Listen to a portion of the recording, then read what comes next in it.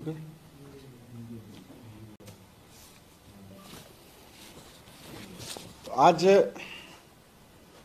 बहुत दुख और बहुत क्षोभ के साथ मैं एक तथ्य आपके सामने रख रहा हूं कि किस तरह से भारतीय जनता पार्टी अपनी गंदी राजनीति में इस हद तक गिर गई है कि वो अब दिल्ली के गरीब बच्चों की एजुकेशन के अच्छी एजुकेशन देने के काम में भी बहुत बुरी तरह से टांग अड़ा रही है, उसको बर्बाद करने के स्तर पे ले आई है।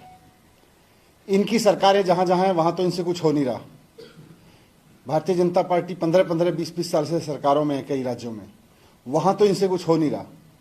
और दिल्ली सरकार ने करके दिखाया तो अब ये साम दाम दंड भेद सब कुछ अपना के किसी तरह से इस फिराक में लग गए हैं कि दिल्ली के गरीब आदमी को, दिल्ली के आम लोगों को जो सरकारी स्कूल में अच्छी एजुकेशन मिलनी शुरू हुई है, आम आदमी पार्टी की सरकार ने, केजरीवाल जी ने जो करके दिखाया, इसको भी किसी तरह से रोक दिया जाए। दिल्ली में स्कूल की बिल्डिंग्स अच्छी हुई, स्कूल अच्छे दिखने लगे, प्राइवेट स्कूलों जैसे अच्छे स्कूल दिखने लगे। दिल्ली के सरकारी स्कूलों के जो रिजल्ट पहले 80%, 75% रहते थे, वो अब 99.6 तक पहुंच गए, 99.6% तक पहुंच गए। इन सब में टीचर्स की ट्रेनिंग का बहुत बड़ा योगदान रहा है। इसमें सबसे महत्वपूर्ण भूमिका टीचर्स की ट्रेनिंग ने निभाई है।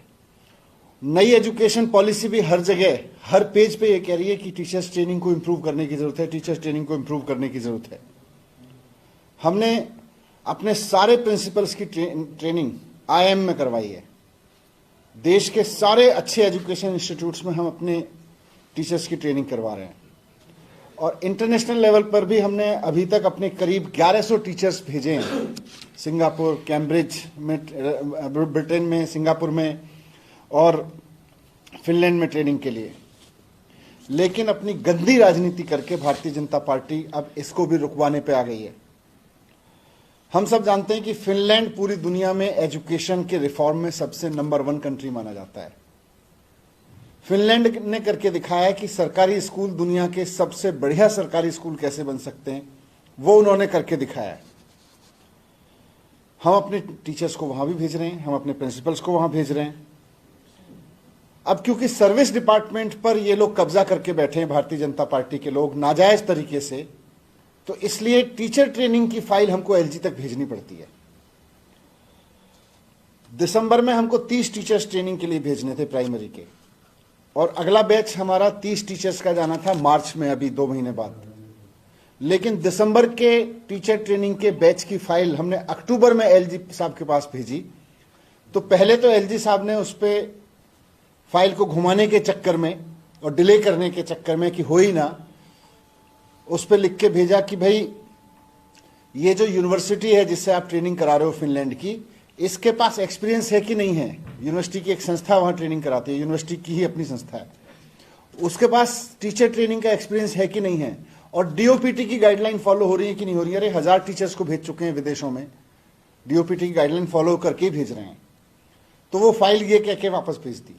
जब उसका जवाब दे के वापस भेजा एलजी साहब के पास, तो अब एलजी साहब ने लिखा कि इसका कॉस्ट बेनिफिट एनालिसिस करवा लो और देश में देखो कि कहीं देश में भी इतनी क्वालिटी की ट्रेनिंग क्यों नहीं हो सकती है, देश में ही करा लो इसकी, इस तरह की ट्रेनिंग भारत के अंदर ही करा लो। अब ये कॉस्ट बेनिफिट एनालिसिस तो सबसे बड़ा महा फ्रॉड कुतर्क है।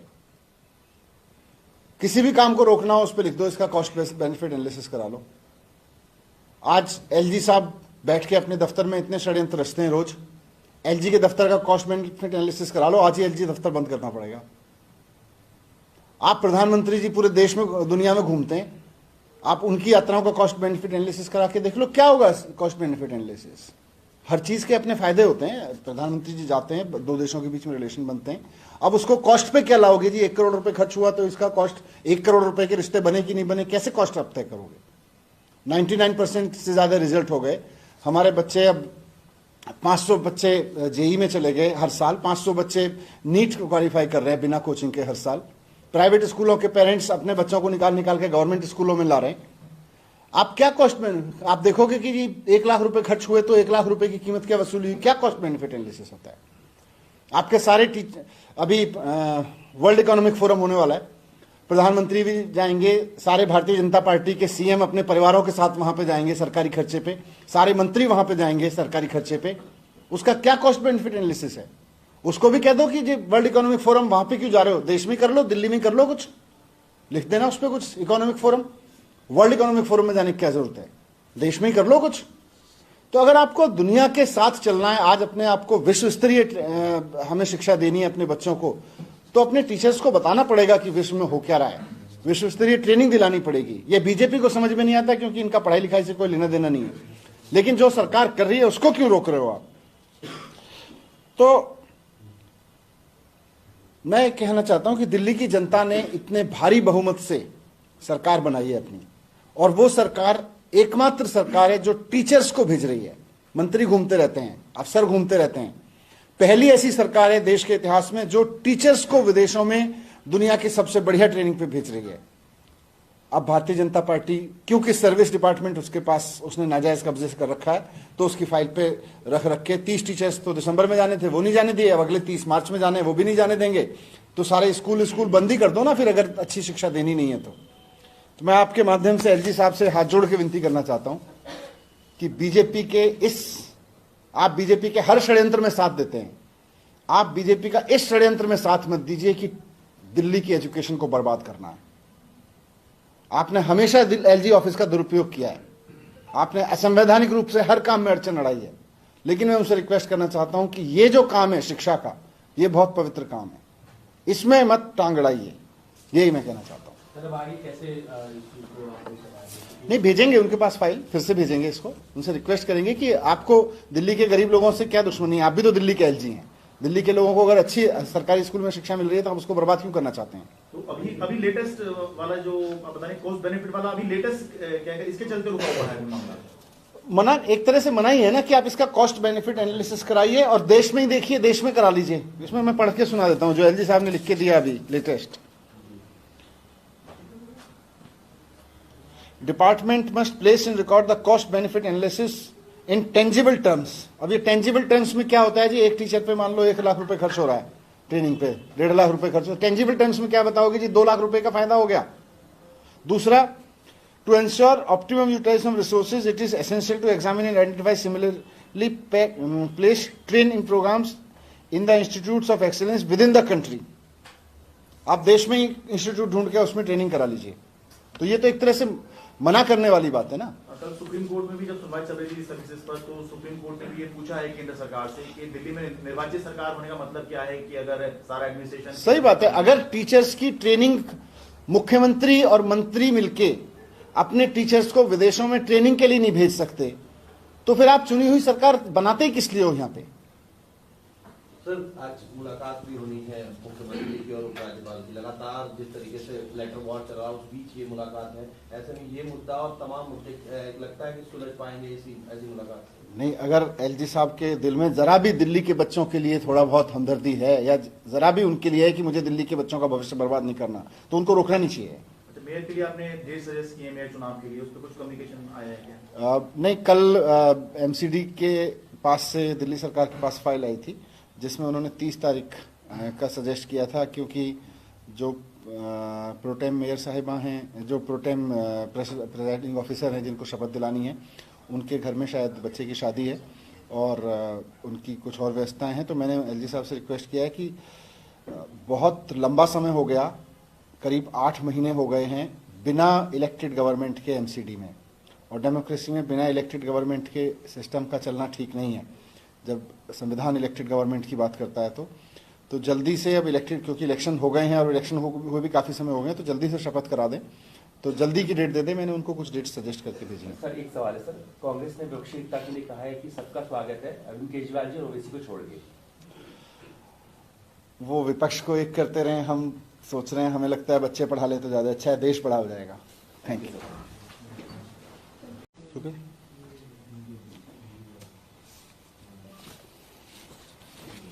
आज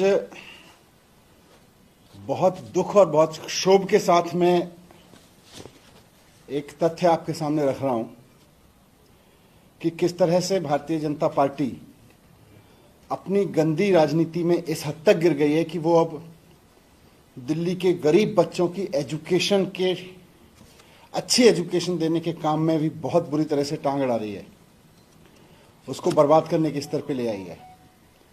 इनकी सरकारें जहां जहां हैं वहां तो इनसे कुछ हो नहीं रहा। भारतीय जनता पार्टी 15-15, 20-20 साल से सरकारों में है कई राज्यों में, वहां तो इनसे कुछ हो नहीं रहा। और दिल्ली सरकार ने करके दिखाया, तो अब ये साम दाम दंड भेद सब कुछ अपना के किसी तरह से इस फिराक में लग गए हैं कि दिल्ली के गरीब आदमी को, दिल्ली के आम लोगों को जो सरकारी स्कूल में अच्छी एजुकेशन मिलनी शुरू हुई है, आम आदमी पार्टी की सरकार ने, केजरीवाल जी ने जो करके दिखाया, इसको भी किसी तरह से रोक दिया जाए। दिल्ली में स्कूल की बिल्डिंग्स अच्छी हुई, स्कूल अच्छे दिखने लगे, प्राइवेट स्कूलों जैसे अच्छे स्कूल दिखने लगे। दिल्ली के सरकारी स्कूलों के जो रिजल्ट पहले 80%, 75% रहते थे, वो अब 99.6 तक पहुंच गए, 99.6% तक पहुंच गए। इन सब में टीचर्स की ट्रेनिंग का बहुत बड़ा योगदान रहा है। इसमें सबसे महत्वपूर्ण भूमिका टीचर्स की ट्रेनिंग ने निभाई है। नई एजुकेशन पॉलिसी भी हर जगह, हर पेज पे ये कह रही है कि टीचर्स ट्रेनिंग को इंप्रूव करने की जरूरत है, टीचर्स ट्रेनिंग को इंप्रूव करने की जरूरत है।